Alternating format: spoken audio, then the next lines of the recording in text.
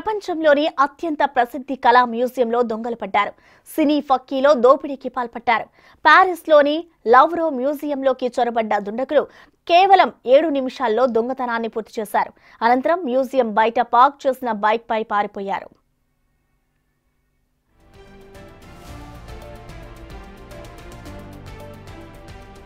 Museum ప్రారంభ సమయంలోనే చోరీ జరిగింది. మొత్తం 9 వస్తువులను దోచుకెళ్లినట్లు తెలుస్తోంది.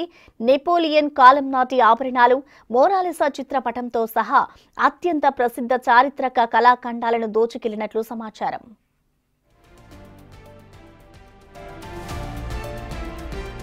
ఇక నిర్మాణంలోని భవనం నుండి ప్రవేశించినట్లుగా తెలుస్తోంది. భవన నిర్మాణానికి కావాల్సిన వస్తువులను తరలించే లిఫ్ట్ ను ఉపయోగించి కిటికీ అద్దాలను పగలగొట్టారు.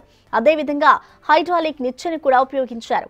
అనంతరం చోరీ చేశారు. అయితే గతంలో కూడా ఈ మ్యూజియంలో దొంగతనాలు జరిగాయి. కానీ కొన్ని సంవత్సరాల తర్వాత దొంగ తాను చేసిన వస్తువులను అధికారులు మళ్లీ రికవరీ చేశారు.